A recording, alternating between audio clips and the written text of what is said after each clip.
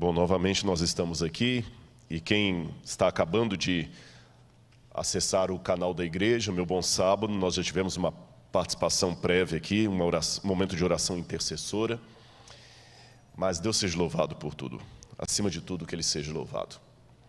E agora nesta manhã eu gostaria de começar a pregar para você sobre um assunto importante, mas eu não poderia deixar também aqui de me congratular com um ministério muito importante da igreja, que é o ministério dos surdos.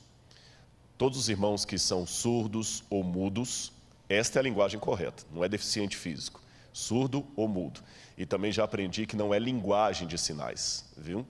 Todos vocês que estão aqui, que vocês sejam muito bem-vindos, e aqueles que participam desse ministério também, que Deus os use bastante para traduzir a mensagem do pregador. Eu não sou versado em Libras, mas que Deus abençoe vocês. Amém? Irmãos, vai aparecer agora para você na tela aí o tema de hoje que eu já havia anunciado previamente. A ira do Cordeiro. Pode Deus irritar-se? Eu quero convidar você a abrir a sua Bíblia comigo no livro de Apocalipse, capítulo 6. E eu espero que você em casa também acompanhe com sua Bíblia o texto que nós vamos ler. E eu vou mostrar também no quadro, para que você também possa ler junto. Coloca aí na tela, por gentileza. Apocalipse, só um minutinho que não... Ok, passou. Apocalipse, capítulo 6, versículos 6 e 17. Assim diz: E diziam aos montes e aos rochedos: Caí sobre nós, e escondei-nos do rosto daquele que está sentado sobre o trono e da ira do Cordeiro. Porque é vindo o grande dia da sua ira, e quem poderá subsistir? A ira do Cordeiro. A primeira estranheza desse texto é a própria forma constructa que o termo é colocado, ira de um cordeiro. Parece tão antagônico quanto dizer o miado do cachorro ou o latido do gato. Não faz sentido. O cordeiro sempre é reconhecido como sendo um animal dócil, não ofensivo, que não agride. É lógico que alguns carneiros podem dar amarradas e chifres em alguém, bater e ser perigoso, mas o cordeiro, ou como diz no grego, arnion, quer dizer um cordeirinho mesmo, um filhotinho, simples. Ele ficar irado? É estranho nós imaginarmos isto, aquele cordeiro que nos ama, que deu sua vida por nós, agora está de repente irado. Por que temos tanta dificuldade de tratar desse assunto da ira do Cordeiro? Eu quero mostrar algumas coisas e você entenderá nisso. Coloque na tela, por gentileza. Eu fiz menção durante a semana de um sermão pregado em 1741, um sermão famoso de Jonathan Edwards, que ele foi pregado em Enfield, Connecticut.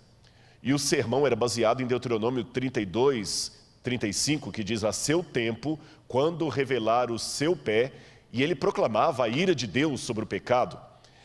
Os historiadores que colocam esse sermão de Jonathan Edwards como sendo um dos mais famosos sermões do mundo, eu fiz menção disso durante a semana, diziam que enquanto ele descrevia a cena do juízo de Deus e as labaredas do inferno abrindo a sua boca e engolindo os pecadores, que as pessoas ficavam tremendo, tão apavoradas, que elas se seguravam nos bancos da igreja com medo do chão desaparecer sob os seus pés e elas serem engolidas.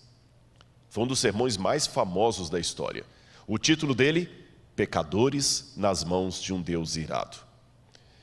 Se eu anunciasse aqui na igreja um sermão com esse título, Pecadores nas mãos de um Deus irado, muita gente já ia começar a dar dislike sem ao menos assistir. Não faria muito sentido hoje falar de pecadores nas mãos de um Deus irado. Essa imagem não é politicamente muito correta para os dias em que vivemos. E por quê? Eu vou explicar para você. Olha aí na sua tela o que eu quero dizer. Você sabe que hoje a ideia de uma pessoa excessivamente irada pode ser considerada até uma mente doentia que, aliás, a psicologia classifica como distimia. Quem se lembra do famoso Seu Lunga, um dos homens mais mal-humorados do mundo? E dizem que o mau humor chega a ser uma doença crônica, que deixa a pessoa chata, uma pessoa muito difícil de conviver com ela. O ranzinza vive geralmente irritado, isolado consigo mesmo, irritado com os demais. A qualidade de vida dele pode ser de depressão, e é difícil conviver com alguém ranzinza. O seu Lunga, ele pode ser até um personagem famoso do folclore nordestino. Aliás, dizem até que ele é tão ranzinza que ele moveu uma ação contra os escritores de cordel do Nordeste, que faziam histórias baseadas no seu temperamento irascível, e ele ganhou a causa. Todo mundo ouviu falar do Seu Lunga, e até hoje, apesar dele ter ganhado a causa judicial, até hoje, quando querem no Brasil falar de exemplo máximo de alguém com distimia ou com mau humor crônico, alguém que se ira rapidamente ou com violência, pensam no Seu Lunga. E quando a gente fala de Deus, um Deus irado, a primeira imagem que nos vem é de um Deus parecido com o Seu Lunga. Um Deus que não parece muito politicamente correto. É curioso que realmente a imagem de um Deus sentado num trono, de barba branca e cara fechada, com o dedo em riste para destruir pecadores, não parece ser a melhor fotografia de Deus para mostrar.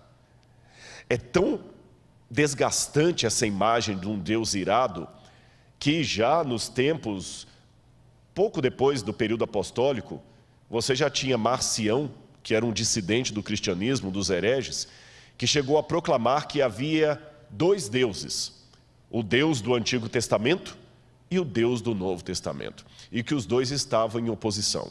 O Deus do Antigo Testamento, segundo Marcião, é aquele Deus irado, que destrói Sodoma e Gomorra, que destrói os antediluvianos, que dá a lei, que faz Uzá ser fulminado apenas porque tocou na arca, que fulmina Nadab e Abiú só porque levaram fogo estranho no santuário. Já o Deus do Novo Testamento é o Deus que diz para a pecadora: vá e não peques mais, nem eu te condeno. É o Deus que oferece para a samaritana água. É o Deus que tem paciência com os apóstolos, é o Deus do Calvário. E os dois estão em franca oposição. Mesmo que hoje você nunca tenha ouvido falar em Marcião, muitas pessoas acabam ecoando, ainda que inconscientemente, a teologia dele. Parecem falar de dois deuses distintos. Até na teologia evangélica, desculpem os irmãos evangélicos, eu vejo um pouco de marcionismo, quando dividem demais a história da salvação entre o tempo da lei e o tempo da graça. Como se o tempo da lei fosse um tempo de legalismo e o tempo da graça fosse um tempo de melhor salvação, de salvação diferente. Não, Moisés, Adão, Elias, Isaías, Daniel, todos os que viveram na chamada dispensação da lei, foram salvos pela fé, tanto como aqueles que viveram na chamada dispensação da graça.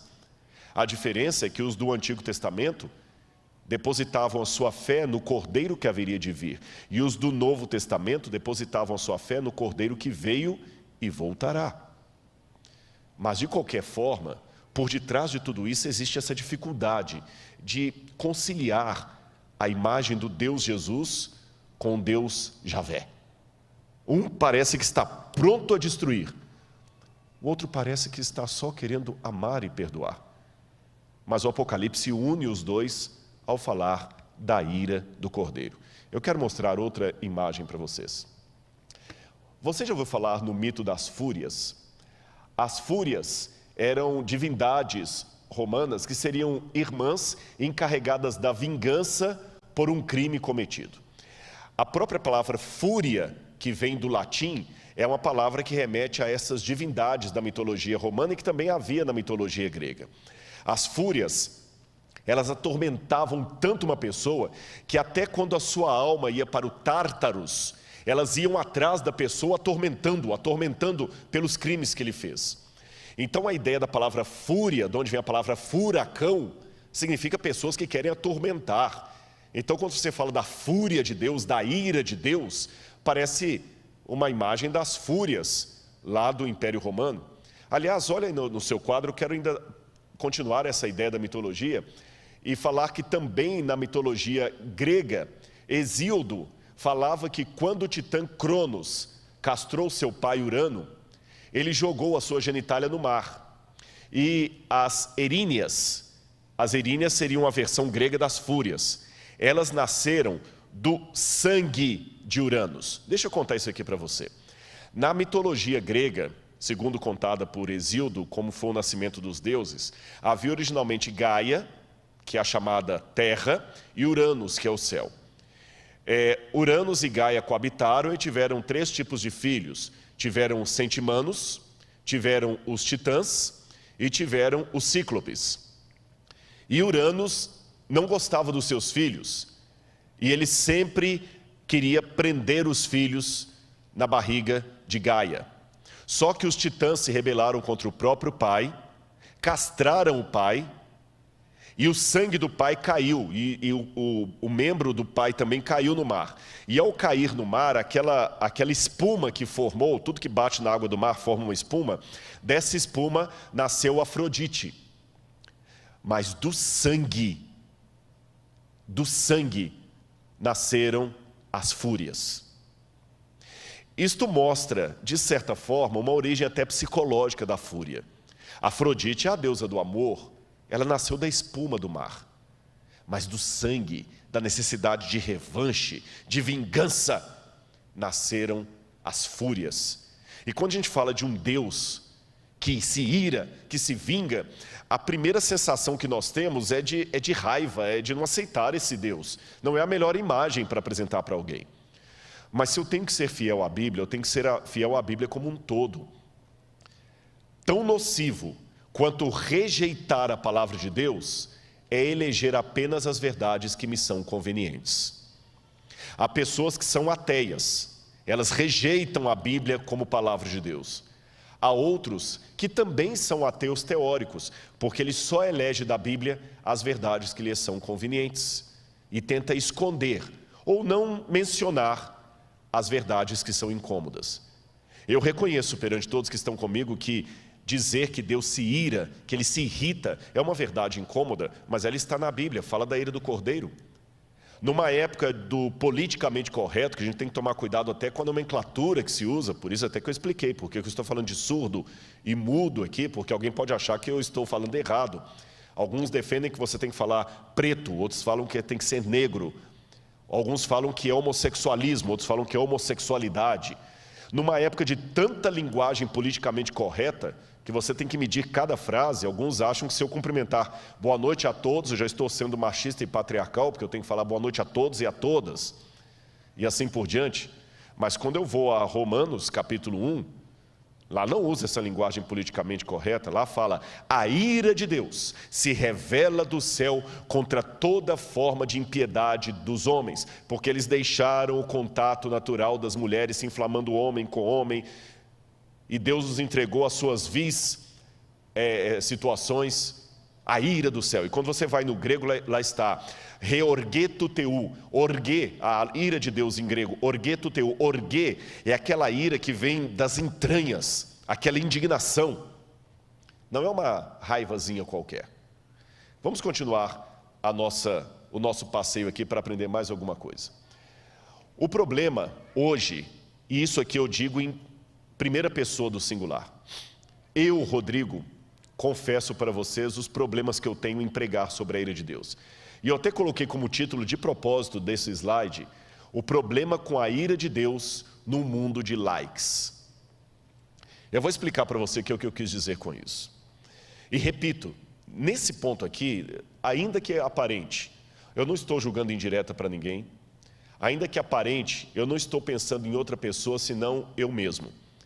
Eu estou expondo para vocês nesse slide a minha impressão, estou fazendo aqui uma sociologia da religião, se me permitem, a minha impressão do que aconteceu no púlpito cristão nos últimos anos, especialmente o púlpito adventista, mas os irmãos assembleanos, presbiterianos, batistas, católicos que estão me assistindo, e de outras religiões, podem fazer essa percepção também, e vocês verão que talvez na igreja de vocês a situação não é muito diferente. Tá bem? A situação não é muito diferente. O que eu percebo? E eu estou colocando também as dificuldades que eu enfrento. As dificuldades que eu enfrento. O que eu percebo é que a igreja, estou falando mais propriamente dito da igreja adventista, mas você pode ampliar isso para outras. A igreja adventista, no passado dela, ela tinha uma ênfase talvez muito legalista. Até eu tiraria o talvez, foi uma ênfase legalista. Compreensível pelo momento em que a igreja nasceu. Compreensível, não necessariamente justificável. Você sabe que quando você nasce em determinado contexto, você tem que dar uma ênfase, alguma linguagem que ela pode ser um pouco extremista. A igreja adventista surgiu numa época em que a lei de Deus estava sendo completamente ridicularizada, colocada ao pé. O universo norte-americano do evangelicalismo estava muito liberal e pouco espiritual. Se você ler até alguns depoimentos de pessoas da época, as igrejas estavam vazias, desanimadas, as pessoas não tinham convicção, os sermões eram todos lidos. Leia um pouquinho sobre as igrejas evangélicas nos Estados Unidos do século XIX e você entenderá o movimento adventista. Então a igreja adventista levantou dando muita ênfase à lei.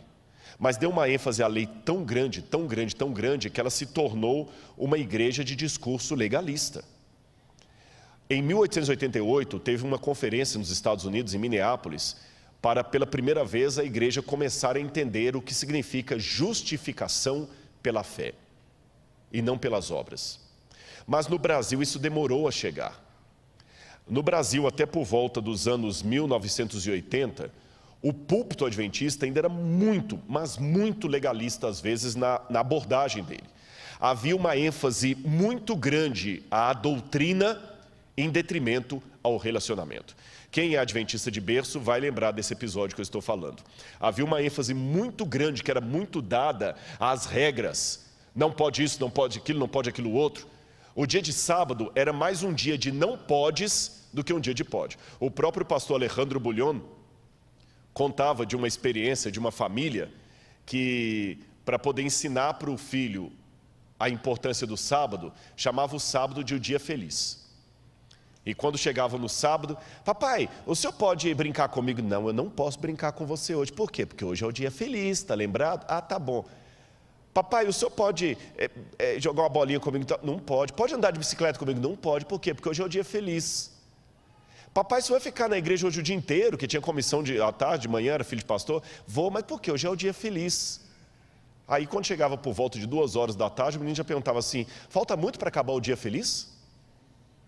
Essa era a visão do sábado. Não pode, não pode, não pode, não pode. E as pessoas tinham um medo muito grande. O grande pavor de muitas jovens da igreja era o seguinte: escuta, mas eu não posso usar uma calça comprida nem no trabalho? Eu ainda alcancei um pouco, que eu vim para a igreja nos anos 80, eu alcancei um pouco disso. Eu lembro que alguns irmãos defendiam que mulher não devia usar calça comprida nem para dormir, porque Jesus podia estar voltando à madrugada e se ela estivesse de calça comprida iria se perder. Era essa a ênfase, e doutrina, e quando você tinha as vigílias da igreja, eram vigílias para ficar estudando só Apocalipse 13, Daniel capítulo 2, e os irmãos sabiam de cor. Era uma ênfase muito grande à doutrina, em detrimento a relacionamento com Jesus. E muitas pessoas adquiriram até um trauma da infância dele na igreja, porque tudo era muito fechado. Eu conheço filhos de pastor que ficaram até assim, meio revoltados com a igreja. Eu lembro de um deles, que na primeira colportagem ele comprou uma calça jeans, daquela que tinha boca de sino, e quando ele chegou com a calça em casa, o pai bateu nele e rasgou a calça toda e falou, filho de pastor não usa calça jeans. Futebol era pecado, tudo era pecado. Mas, felizmente, a igreja aprendeu a justificação pela fé no Brasil, e aqui eu faço um pleito de gratidão ao ministério do pastor Alejandro Bullion. Alejandro Bullion foi um dos pioneiros que, ao lotar os estádios de futebol, ele começou a pregar de um Jesus que ama, de um Jesus que perdoa. Antes disso, as pessoas tinham uma ideia de um Jesus que pune. Eu me lembro agora da história de Martinho Lutero. Martinho Lutero, no século XVI, quando ele também descobriu a justificação pela fé, Lutero fora criado dentro da teologia medieval, que também só acentuava a lei, os códigos, os dogmas da igreja. E Lutero chegava a dizer assim, eu tenho mais medo de Jesus do que qualquer coisa. E quando alguém o aconselhava a amar a Cristo, Lutero escrevia: amá-lo, eu odeio. Eu prefiro ouvir o nome de um demônio a ouvir o nome de Cristo. E quando eu prego sobre a vida de Martinho Lutero, eu costumo colocar um adendo aqui: antes que você se ofenda com a declaração dele, deixe-me dizer que Deus é menos ofendido pela sinceridade de um pecador do que pela hipocrisia de um santo. E quando Lutero descobriu a justificação pela fé no livro de Romanos, aí que Lutero entendeu que os seus pecados eram um grão de areia na montanha do amor de Deus, e que a justiça não era algo que Deus cobrava de Lutero, mas que Deus lhe oferecia. E o livro de Romanos mudou a vida de Lutero. E o estudo da justificação pela fé também mudou a vida do pastor Alejandro Bullion. E os que são mais vividos na igreja se lembram do próprio pastor Alejandro Bullion, em quem eu tomo licença de me inspirar aqui. Ele foi um dos pioneiros que teve a coragem de fazer algumas coisas que eu fiz essa semana aqui, quando eu revelei que eu ainda tenho questão com depressão. Porque o Bullion foi um dos primeiros pregadores que teve a coragem de, num estádio para 10 mil pessoas, 20 mil pessoas, falar que ele estava perdido dentro da igreja. Um pastor departamental de jovens admitir. Os que são mais jovens talvez não conheçam as pregações do pastor Bullion. Talvez no YouTube você encontre. E eu me lembro que eu estava entrando para a igreja naquela época, a Campal de Itabuna, quando ele falou conhecer Jesus é tudo, e o maestro Williams Costa Jr. cantava: conhecer Jesus é tudo o que preciso conhecer, entender o amor é tudo o que preciso compreender, para ter poder no viver. E eu lembro o pastor Bullion pregando: não importa quem você é, Deus ama você. E jovens adventistas, talvez alguns até mais velhos ali na igreja, chorando copiosamente, se derretendo aos pés de Jesus. Foi maravilhoso. Mas depois da era do pastor Bullion, e com ele também vieram livros como do Dick Wynne, que escreveu a meditação O Amor que Restaura, Morris Vanden, que escreveu o livro Como Conhecer a Deus, um plano de 5 dias, livros que revolucionaram a igreja. Mas eu vi um movimento pendular. A igreja antes tinha muita ênfase na doutrina em detrimento ao relacionamento. Mas ela passou o pêndulo, ela passou o pêndulo para o outro lado, e agora ela tem muita ênfase no relacionamento em detrimento à doutrina. E numa era pós-Bullion, eu sou obrigado a alertar, é uma leitura que eu estou fazendo em primeira pessoa do singular, que se no passado havia um exagero na doutrina em detrimento ao relacionamento, vou repetir a frase: se no passado havia uma ênfase na doutrina em detrimento ao relacionamento que causava um descompasso espiritual, hoje nós estamos numa ênfase no relacionamento em detrimento à doutrina. Eu vou até narrar nas músicas. Vocês já viram como é que eu sou apaixonado com Arautos do Rei. Olha a tônica no passado. Se Jesus viesse hoje, qual seria teu sentir? Talvez tu procurasses te esconder devido a algum pecado. Vocês perceberam? Perceberam a questão do medo? Não estou pejorando, não. Foi isso que me converteu. Estou apenas fazendo uma leitura. Olha a musiquinha da criança. Cuidado, olhinho com que vê. Cuidado, olhinho com que vê.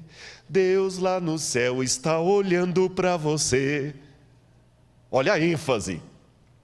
Mas agora olha a ênfase de muitas músicas. Jesus te ama de qualquer jeito. Jesus não julga.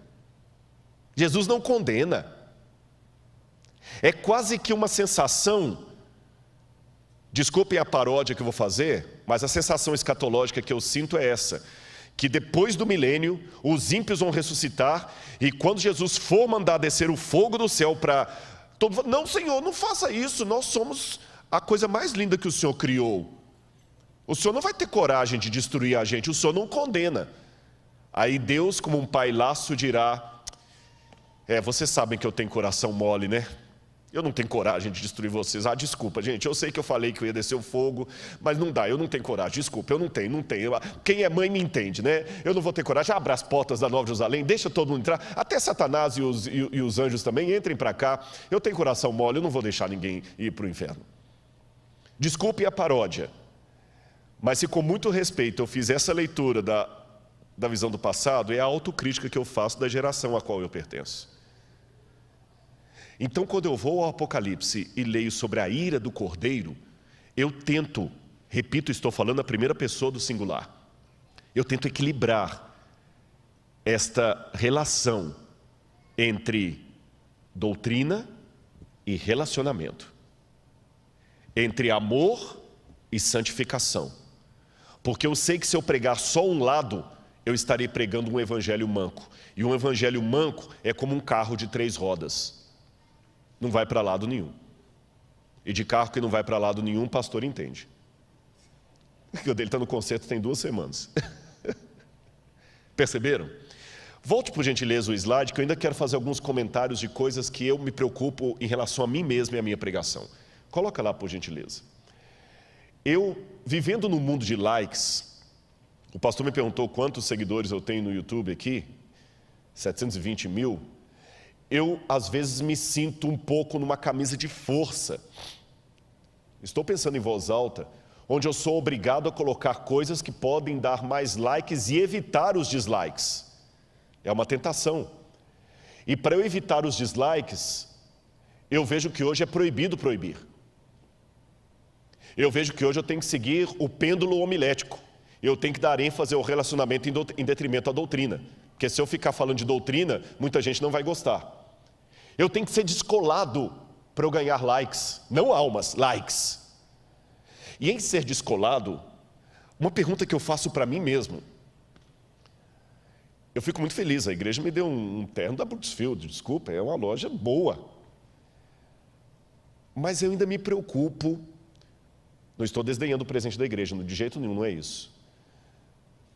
Mas é uma reflexão que eu faço, eu me preocupo com aquela questão da modéstia cristã. E permitam-me aqui os irmãos, eu acho que muito tempo nós tivemos um discurso patriarcal ao falar da modéstia cristã, porque só falava da mulher. Modéstia cristã tem a ver com joias, com saia, mas a modéstia cristã não tem a ver também com a roupa do homem? Eu acho que o jeito que eu me visto pode ser um bom ou um péssimo testemunho a respeito daquilo que eu represento. E eu sei que eu tenho que me vestir de uma maneira jovial para atrair os jovens, mas eu, Rodrigo, fico pensando, será que eu não estou usando a desculpa da adequação para ser moderninho? Será que agora, sob a égide de atingir o jovem, eu estou aproveitando isso como desculpa para ser altamente vaidoso e descolado, sob a pretensão de que estou sendo assim apenas para atingir o jovem, que eu não quero parecer tiozão? Será que eu não estou tão preocupado em ser descolado que agora eu me vendo na minha identidade denominacional só para ser descolado e ter mais likes? É a preocupação que eu faço todo dia comigo mesmo. Continua, por favor. Outro problema. Às vezes a gente é obrigado a querer evitar o controverso, a não ser que gere mais likes. Eu só vou seguir o controverso se ele for alguma coisa que vai bombar na internet. Quem que é o público que mais assiste na internet? Não são idosos. Idoso fica com o Facebook. É verdade. Idoso assiste pelo Facebook. A galera mais jovem é YouTube, é Netflix. E a galera mais jovem, eles gostam do controverso que desafia a tradição, não o controverso que desafia a cultura deles. Eu aqui colocar em dúvida a autoridade da igreja, um monte de jovens vai bater palma para mim. Esse fala. É só eu questionar a divisão aqui, questionar a igreja. É só eu falar contra os velhos da igreja, vai todo mundo, ei, é isso mesmo, valeu, blá, blá, blá. Nós temos que ensinar a igreja, esses velhos não entendem a gente, não tem diálogo. Beleza, é isso aí, Rodrigão, você é o cara, é o nosso youtuber. Mas se eu questionar Anitta, se eu questionar joguinho de internet, se eu denunciar músicas populares, aí não é bom não. Não, aí a gente não gosta, aí para com isso. Como é que é o nome daquele maior youtuber? Eu esqueci o nome dele, aquele que tem mais de... É o Whindersson Nunes e tem o outro também aí. Felipe Neto. Se eu detonar com o Felipe Neto aqui, não, é Rodrigo Quadrado, ele não entende. Se eu detonar, só eu estar mencionando o nome dos dois aqui, eu sei que alguém vai falar, Rodrigo, você não deveria falar do nome deles em público. Tem que respeitar, nós temos que ganhar esse pessoal. Você está muito com uma ideia de nós e eles. Cadê o amor? Nós temos que abraçar, você não pode detoná-los em público. Mas se eu julgar em direto aqui contra o pastor Ayrton Keller, aí vai ter um monte de retweet. Parabéns, isso mesmo, fala mesmo. Ou seja, eu tenho que evitar assuntos controversos, a menos que seja um controverso que atrai a juventude. Se eu escrever um livro, A Vida de Ellen White, os mais idosos da igreja e teologandos vão ler para cumprir a matéria de História do Adventismo. Mas se eu escrever um livro, A Vida Secreta de Ellen White, a verdade que a igreja quis esconder, nossa! Eu não dou 2 dias para eu ter mais de 1 milhão de exemplares aí vendidos aí, até sendo na Veja. Entendeu o que eu falei do controverso? Que tipo de controverso eu estou sendo na internet? Vamos continuar aqui. Outra, eu tenho que aprender que no mundo de likes, o correto é falar de amor, mas nunca falar de santificação, renúncia. E por fim, pregar apenas verdades que são convenientes. Repito, irmãos, essa lista que eu apresentei aqui, Deus é testemunha. Eu não ia ser estúpido de mentir para o Espírito Santo. Deus é testemunha que essa lista eu fiz pensando no meu canal do YouTube. Essa lista eu fiz pensando na minha atitude. E não quero que você pense assim, o Rodrigo está falando isso porque ele é exemplo. Não. Eu estou falando que eu posso escorregar. E já escorreguei.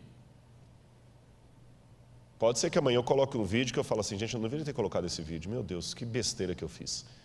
Às vezes eu dei uma resposta que não deveria ter dado. Mas eu estou apenas mostrando para vocês algo chamado alta crítica. E estou pedindo a Deus para que eu consiga o equilíbrio entre doutrina e relacionamento. Que eu pregue um Deus de amor, mas um Deus que pune. Que eu pregue um Deus que salva, mas um Deus também que destrói no lago de fogo e enxofre. Porque se eu não fizer um equilíbrio entre essas duas coisas, eu estou selecionando da Bíblia o que me convém. E Deus fala, isso não dá, quem comigo não ajunta espalha. Ou eu aceito a Bíblia de Gênesis ou Apocalipse, ou então não aceito a Bíblia, gente, porque está tudo em cadeia. Por exemplo, eu sei que como tem pessoas de várias religiões me ouvindo, se você já escutou algum teólogo falando com você que um Gênesis é um mito, que não existe Adão e Eva, que isso é um mito, que os conservadores, a teologia fundamentalista que não entende isso, então nós temos um problema, que se o Gênesis é mito, não teve pecado. Se não teve pecado, não tem redenção. Se não teve redenção, Jesus não teve morte redentora. Se ele não teve morte redentora, o que ele veio fazer aqui? Tudo cai por terra. Vamos continuar a nossa colocação aqui. Agora, Apocalipse 19, 13 e 15... fala da volta de Jesus numa forma muito interessante, que ali tem até um vídeo para vocês verem. Eu vou ler aqui, mas olha a imagem que está lá. Apocalipse 19, versos 13 e depois o verso 15. Quando fala de Jesus voltando, diz que ele está vestindo com um manto encharcado de sangue, e o seu nome é o Verbo de Deus. E fala no verso 15... da sua boca sai uma espada afiada para com ela ferir as nações. Ele mesmo as regerá com cetro de ferro. Ele mesmo é o que pisa o lagar do vinho, do furor da ira do Deus Todo-Poderoso. Eu já vi pessoas pregando, pois é, Jesus voltando com as manchas de sangue na sua roupa, o sangue redentor que ele derramou na cruz do Calvário. Com todo respeito aos irmãos que entendem assim, eu discordo. Esse sangue que está nas vestes de Jesus não é o sangue que ele derramou na cruz do Calvário. Sabem que sangue é esse? A imagem é dantesca. É o sangue dos ímpios que ele está pisando, porque a Bíblia fala que ele vem para pisar o lagar do furor, da ira do Deus Todo-Poderoso. E é desse pisado do lagar, do furor, que ele tira aquele vinho amargo e distribui a 7 anjos em 7 taças, para derramarem sobre o sol, sobre a lua, sobre o mar, sobre os adoradores da besta, as pragas que vão cair depois do fechamento da porta da graça, e que eu falei que gotas delas já estão sendo derramadas hoje, gotas, para a gente ter uma ideia do que vai acontecer depois. Olha essa imagem que eu vou mostrar para você, e você vai ver o que é um lagar, que muita gente não sabe o que é um lagar. Biblicamente falando, o lagar, só um minutinho, fugiu aqui o lagar está aí. Esta é a imagem do lagar. O lagar geralmente é como se fosse uma piscina feita na pedra, retangular, e você coloca as uvas ali, e quando você coloca as uvas ali, você coloca 2 ou mais pessoas, e eles colocam essa corda em cima para ele segurar na corda para se firmar, e enquanto a corda está ali, ele vai pisando o lagar. Por que ele sempre, para fazer o vinho, tem que pisar nele? É porque se você apertar a uva com qualquer instrumento que não seja o seu pé, você vai quebrar, além de esmagar a uva, você vai quebrar o caroço que está dentro dela, e ele derrama um óleo amargoso que estraga o vinho. Então o pé é macio bastante para não quebrar o caroço, mas firme o bastante para esmagar a uva. Volto de novo à imagem.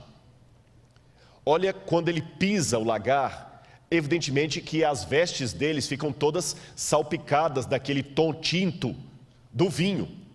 É essa imagem do lagar que Jesus usa no Apocalipse. Só que ali ele está falando do lagar da cólera de Deus. E você fala, Rodrigo, então Deus se ira, sim. E por que ele se ira? Por que ele se irrita tanto? Eu quero mostrar a você o quadro. Antes de colocar lá, deixe-me falar a razão disso. Você sabe que quando a palavra shalom é usada em hebraico, às vezes traduzir não é fácil, por isso que de uma maneira muito injusta, porque eu admiro e parabenizo o trabalho dos tradutores, mas de maneira muito injusta, diziam os italianos que tradutor e traditório. O tradutor é um traidor, porque às vezes traduzir ao pé da letra não é fácil. A palavra não tem a mesma abrangência. A palavra shalom é uma dessas. Quando a gente fala em shalom em português, você imagina sempre a paz, pronto, serenidade. Eirene no grego, paz, pati em latim. Mas shalom em hebraico é mais do que paz, serenidade. Shalom significa bem-estar em tudo. Shalom significa segurança. Shalom significa proteção. Shalom significa prosperidade. Shalom significa realmente confiança em Deus. Shalom é uma coisa que só Deus pode trazer. Por isso que os judeus se cumprimentam dizendo Shalom, Shabbat Shalom, Shalom, Shalom. E Shalom é uma coisa tão forte, tão divina, que Deus declara guerra ao mal para estabelecer a Shalom. De modo que Shalom não é necessariamente a ausência de conflito, é comprar a briga para trazer a paz. Uma vez perguntaram a Marvel Moore, que era editor da revista Sign of the Times, por que Deus é tão bravo assim na Bíblia? Eu não gosto dessa imagem de Deus. Um Deus que vem com violência. É muito violenta essa descrição da volta de Jesus. E Michael Moore, como era editor da revista Sign of the Times, que era uma revista popular nos Estados Unidos, que vendia na colportagem, uma revista missionária, ele respondeu de maneira brilhante. Eu vou mostrar a foto do Michael Moore, do Marvel Moore para vocês aqui. Só um minutinho, deixa eu colocar lá na tela. Pode colocar lá, por favor. Está para trás aqui. Aqui, não, acho que passou já. Não tem problema, eu pensei que eu tinha colocado a foto dele, eu não coloquei, não tem problema, ignore. O Marvel Moore, eu vou responder o que ele disse. Ele virou para o homem que estava disgusting, né, com a atitude de Deus, de ser um Deus que pune, que ira, bravo. Essa imagem não é muito boa. E o Moore respondeu para ele assim, sabe por que Deus é tão bravo assim na Bíblia? Eu vou dizer a você. Como você reagiria se chegasse em casa e pegasse um desconhecido tentando violentar a sua filha caçula? O que você faria? Qual seria o seu sentimento? O homem respondeu: seria de raiva absoluta, de ir acima de tudo. Eu ia voar naquele camarada para proteger minha filha. E Moore diz: pois você acabou de descrever o sentimento de Deus. Eu sei que os sentimentos de Deus são superiores ao nosso. Eu sei disso. Mas eles não são totalmente desassociados do nosso. Quando eu digo que os sentimentos de Deus são superiores aos meus, é porque a comparação não é exata. Nós falamos de Deus por analogia, não por verossimilhança. É por analogia. Por exemplo, eu amo, Deus também ama. Mas eu não amo como Deus ama, porque Deus é amor. Eu não sou amor. A essência de Deus é amar. A minha não. Porque eu amo, mas eu poderia não amar. Deus não tem como não amar. Deus é pai, mas Deus não é pai como um homem normal é pai. Porque o homem, para ser pai, tem que ter uma mulher com a qual ele tem relação sexual e nasce uma criança. Deus gera filhos sem precisar ter uma parceira, uma companheira. Entendeu? Mas isso também não significa que quando eu digo Deus Pai, que não tem associação nenhuma com a figura paterna no bom sentido dela. Isso não significa que quando eu digo que Deus ama, não tem nenhuma analogia com o fato de uma mãe que ama o seu filho. Por isso que eu digo, Deus está mais interessado em salvar você do que uma mãe de tirar um filho de uma casa pegando fogo. E na ótica divina, no caráter de Deus, a justiça e o amor não são coisas opostas. Então, mesmo amando, ele exerce a sua ira. Sabe por quê? A ira de Deus é contra o mal. Então, quando ele acerta os ímpios, não é os ímpios que ele quer acertar, mas o mal que eles incorporam. É como se eu falasse assim: saia da frente porque eu vou ter que atirar. E você não sai da frente. Você não é o meu alvo. O meu alvo é quem está atrás de você. Mas por você não aceitar sair da frente, eu acabo acertando você. Quando Deus coloca a ira dele sobre os ímpios, não é os ímpios que ele quer acertar, é o mal que eles não querem deixar. Aquela imagem do lago de fogo e enxofre é Cristo também chorando, porque eles não precisavam estar ali, porque ele enfrentou o lago de fogo e enxofre por eles. Por outro lado, a ira dele é justamente pelos problemas que você passou. Eu quero mostrar uma última imagem para vocês. Essa imagem aqui, que vai aparecer na tela agora, é uma imagem real de policiais estourando um cativeiro. Eu lembro dessa reportagem. Volta para mim, por favor. Essa reportagem é muito semelhante a várias outras que você já ouviu falar. A filha de um empresário foi apanhada num cativeiro, como tantos outros. E às vezes o sequestrador, ele é covarde, ele é cruel, ele é mau, ele é ímpio. Lembra o irmão daquela dupla sertaneja, não sei se é o Leandro e o Leonardo, que eles cortaram a orelha do rapaz e mandaram para a família? Agora imagina a aflição da família. E essa menina estava, se eu não me engano, há semanas na mão dos sequestradores. E a polícia conseguiu descobrir, através da inteligência, onde aquela menina estava. E a polícia foi estourar o cativeiro. E quando eu vi a imagem, porque era essa época que tinha esses policiais que acompanhavam com o cinegrafista, quando eu vi a reportagem, eu entendi o significado da expressão estourar o cativeiro, porque literalmente é isso, estoura o cativeiro.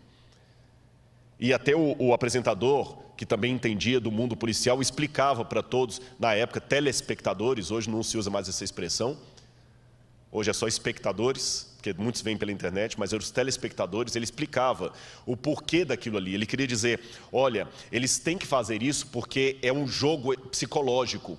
Eles têm que mostrar para o bandido que eles estão com raiva do que ele fez e que a sociedade está indignada. Isso torna o bandido desnorteado. E, irmãos, foi muita coisa, parecia cena de filme de guerra, cena de guerra. Aqueles dois policiais que estavam indo no mato, não eram ninguém perto do grande batalhão que estava ali. Eles foram primeiro, assim, de maneira silenciosa, com cães farejadores, já sabiam a casa onde estava a menina, tinha uns 2 ou 3, não lembro, miliantes lá dentro. E de repente, quando o comandante deu o sinal pelo rádio, todos parece que eram ensaiados. Fizeram barulho ao mesmo tempo, apareceu um helicóptero não sei de onde, começaram a jogar bombas de efeito, com bomba, aquela coisa, e o cara tipo um megafone, dizendo assim: a casa caiu, parado, e começou um pulando para lá. Mas engraçado, que eu repito, eu não lembro quantos miliantes estavam na casa, mas eles saíam, eu digo mesmo, como rato. Sabe quando você dedetiza uma casa e começa a sair aquele monte de barato ou rato do bueiro? Foi assim, eles começaram a pular, um pulou, o outro pulou, daqui a pouco um pulou, o policial estava com o repórter atrás: baixa, a casa caiu, abaixa, o cara estava sem camisa assim, abaixou, e o sniper assim, bomba, e alguns começaram a atirar para cima, mas foi uma coisa tremenda. E de novo, o apresentador do programa explicou que era uma gangue muito perigosa, uma quadrilha, muito bem montada, e eles tinham que fazer aquilo porque eles tinham células em vários pontos, então tinham que rastrear tudo, não podia deixar ninguém escapar. Eles cercaram a área mesmo. E é lógico que todo aquele barulho, toda aquela explosão e cachorro latindo, aquela coisa que assustou os bandidos, assustou evidentemente a moça que já estava apavorada. Num primeiro momento, ela não ficou aliviada, ficou apavorada. Ela entrou em choque. E automaticamente já veio uma policial feminina. Parecia que estava chuvoso aquele dia, e a policial feminina já colocou um cobertor, né? Falou: calma. Parece que a policial tinha até treinamento em psicologia. Calma, estou com você, tá tudo. Já vieram os paramédicos, e ela tremendo, sem entender. Você viu que ela saiu meio trêmula. Calma, você. E eu lembro, ela falou assim: você está salvo. Eles colocaram um quadriculado no rosto da menina: você está salvo. O seu pai mandou buscar você.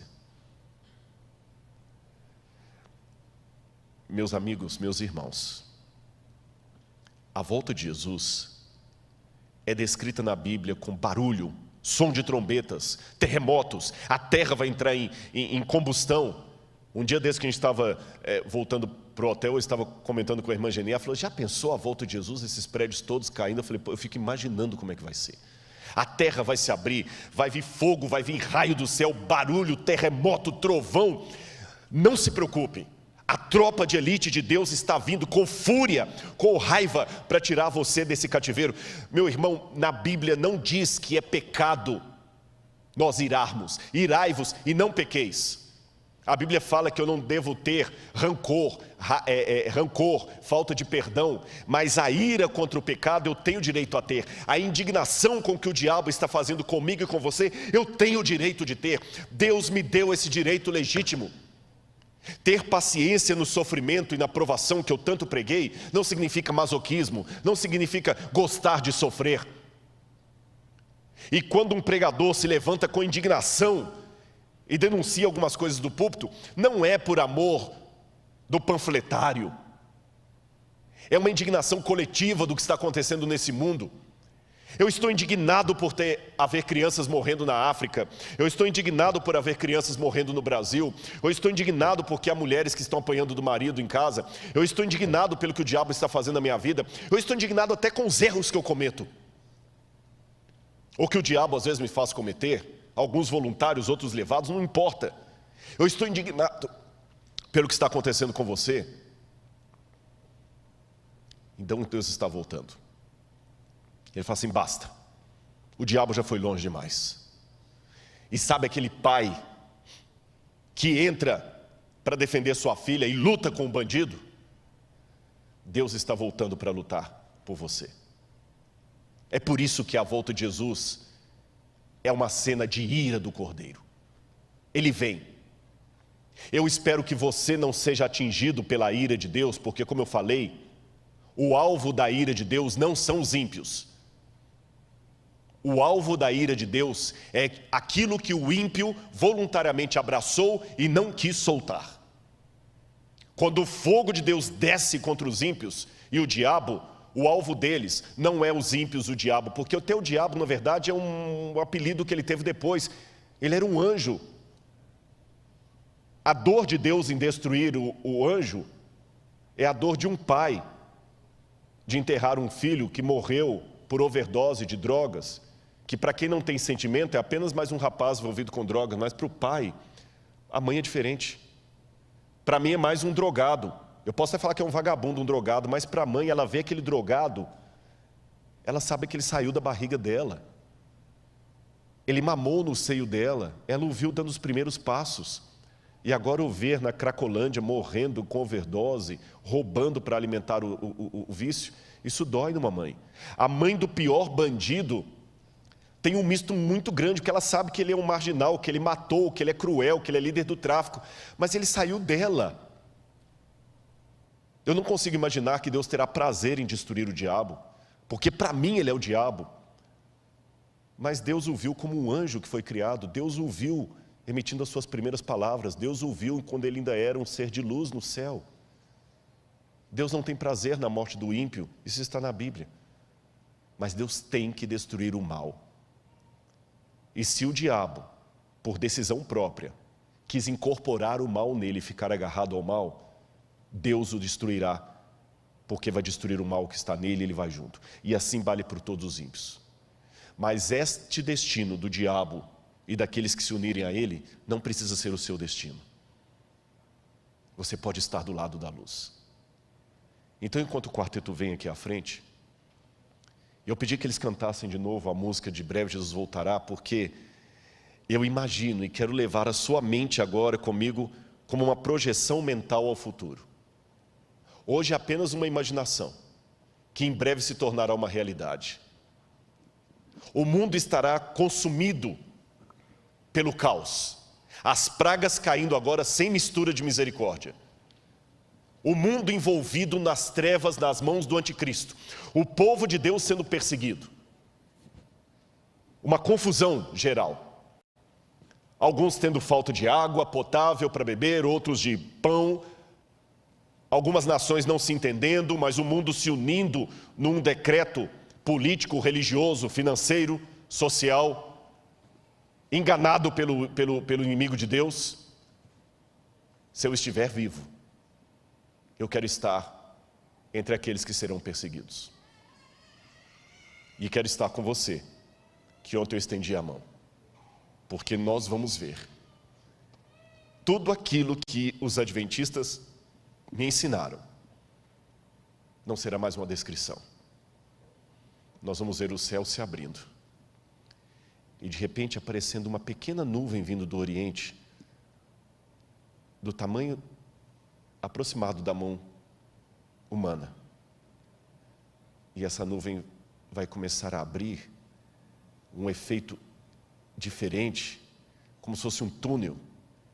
E imagine a glória que será ver pela primeira vez um anjo de Deus cruzando o céu. Um anjo e outro anjo. E o mundo inteiro vai ver, o mundo vai parar de alguma forma, que eu não sei como, porque o mundo é esférico, o mundo vai ver. E as pessoas vão começar a comentar e vão mandar o WhatsApp, se a internet ainda estiver funcionando. Olha para o céu, olha para o céu. E alguns desesperados, os comportamentos serão distintos. Alguns vão pedir as rochas para cair em cima deles. Outros vão ser destruídos, talvez pelos prédios caindo. Outros vão falar assim, alguma coisa está errado. Não é certo. Vão protestar, vão cuspir, vão blasfemar. E ele vai vir com poder e grande glória, e outro anjo, e mais outro anjo. E tudo aquilo que eu aprendi com a Sueli, quando ela me deu estudo bíblico pela primeira vez. E a irmã dela ainda me falou que essa semana ela sonhou comigo e com a volta de Jesus. Ela falou, Rodrigo, essa semana a Sueli teve muitos problemas emocionais. E ela falava toda hora, eu sonhei com o Rodrigo e com a volta de Jesus. Jesus voltando, não vai ser mais um sonho.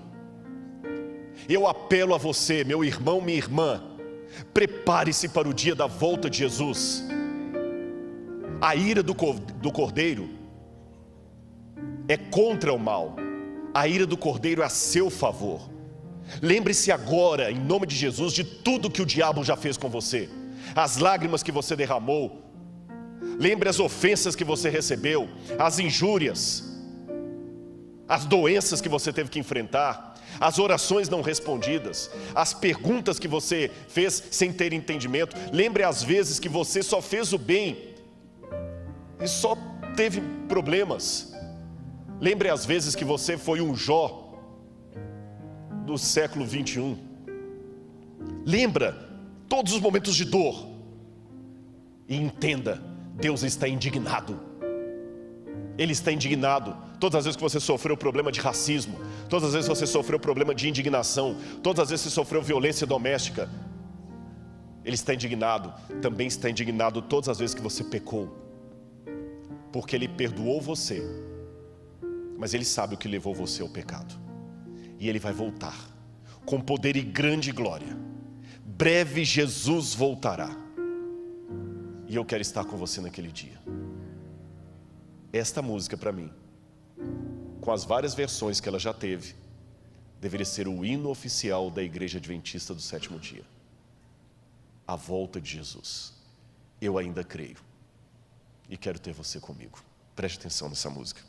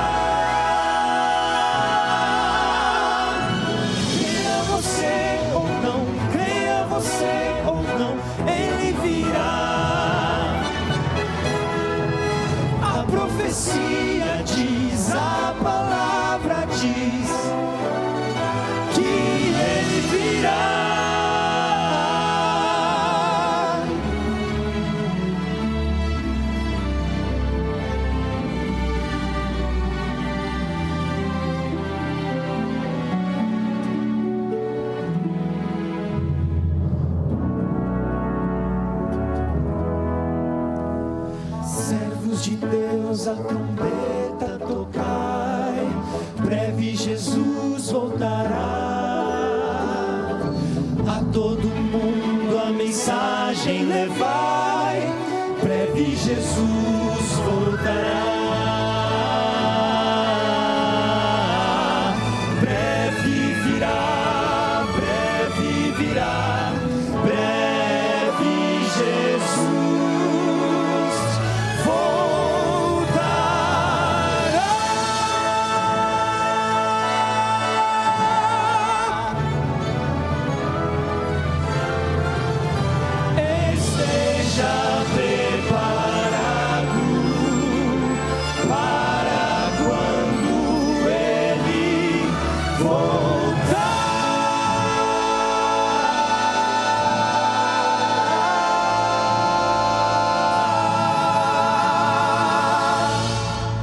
Aquele que dá testemunho destas coisas diz: certamente venho sem demora. Amém. Ora vem, Senhor Jesus. Vamos orar? Feche o seu olho agora e vamos orar ao nosso Deus. Volta, Senhor. Vem buscar o teu povo. Nós estamos cansados desse mundo, ó Pai. Porém, mais do que ver um mar de vidro, mais do que viver eternamente, mais do que ter o pão da vida, nós queremos ver o nosso Jesus. Nós queremos o céu porque teremos a companhia de Cristo para sempre. Fica conosco, ó Deus. Eu procurei fazer a minha parte aqui, usado por Ti. Que o Teu nome seja louvado por tudo e pelas pessoas que estão sendo ganhas por Tua palavra. Eu abençoo a todos agora, com a bênção do Deus de Abraão, de Isaque e de Jacó. Cuida dos teus filhos, por amor do teu nome. Amém, Senhor. Foi um prazer estar com você, que Deus abençoe você ricamente. E lembre-se, dia 7 de outubro, dia 10 de outubro, nós estaremos de volta aqui para a Maratona Espiritual. Um bom sábado, que Deus abençoe a todos. Amém.